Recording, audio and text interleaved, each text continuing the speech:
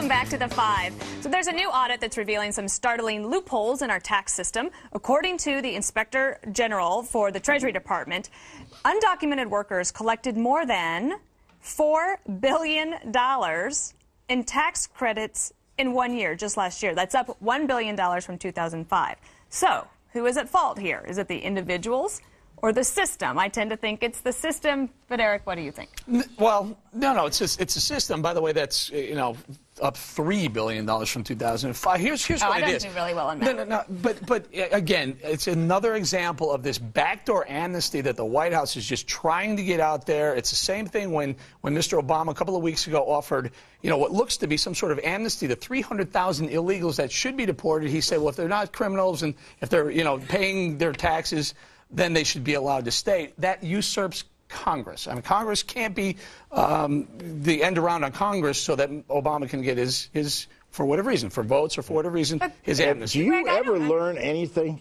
Do you ever listen to anything? I've told you, I don't know how many weeks in a row, that the Obama administration has deported more undocumented workers than all other administrations in history combined. But now you're sitting here saying a backdoor. And the other, are they or are they not trying to offer amnesty to 300,000 illegals that are ready to be deported? The topic here is this tax thing, right? This tax code was in place well before Obama got to be president of the United States. Well, look what happened. And it's been abused. Look at the numbers. Look, it's been abused. It should be changed. It's the system. You can't blame undocumented workers. How do you, Andrea, do you just junk the whole system and start over? Because if you're not supposed to be here in the first place and you're working, how is it that you can't figure out a way to get through immigration, or you're choosing not to, but the IRS can find you anywhere? Right, exactly. I don't think you can scrap the entire system and start over, and I don't think you can just deport everybody. That just is unrealistic. Look, back in 2006, remember when Republicans and Democrats were trying to get together on some immigration plan? The unions howled. Do you remember that? They weren't happy with it. If Republicans were smart, they would use this immigration issue as a wedge issue. I mean, this is really political. Immigrants take illegal aliens take a lot of jobs from union workers, lots of construction workers.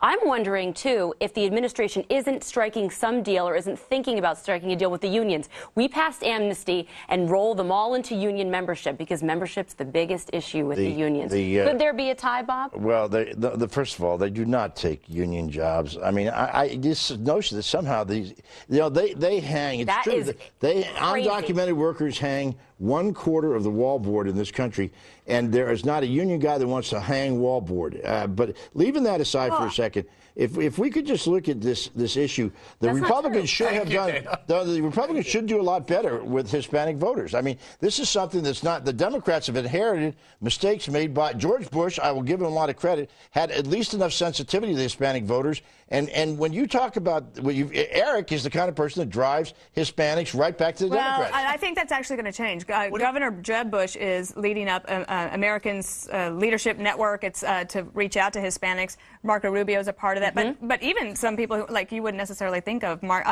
former Senator Coleman from Minnesota is also really working on it because they know that they have some work to do. But I think that the system needs to be changed. I do want to. Eric is right in that they did announce last week, after a judicial ruling, that they are not going to deport people who were here for illegal activity. That is a problem. And it is a problem, but going back to the Republicans, you got rid of Tancredo. I don't know whatever happened to that guy, but I'm glad he's gone. I got an idea. Let's figure this out. Let's deport the IRS. There you go. How's that? I've had enough problems with those assets over the years. I mean, anybody. You're right. You can't get anything else done in this country, but they will find you no matter what you're doing. And you know what? They're going to find you again, Bob.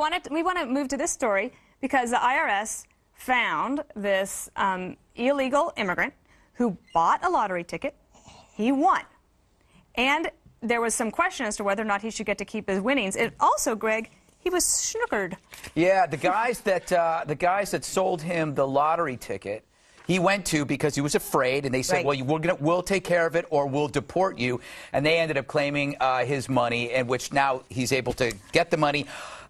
It's an interesting thing because I think he deserves the money because he bought the ticket. Yeah. And if you're going to make a made-for-TV movie, everybody in the theater would be rooting for that guy. Absolutely. You know, he's a painter.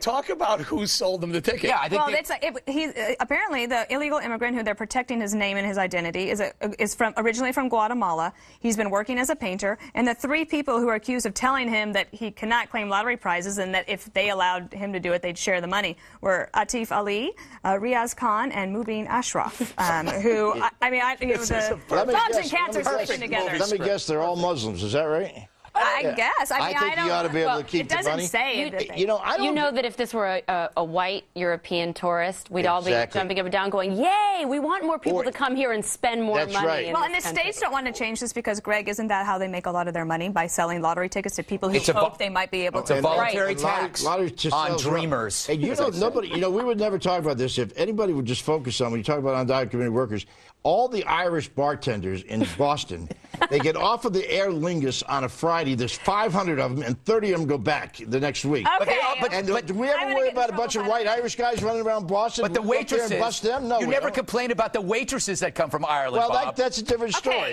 They're oppressed.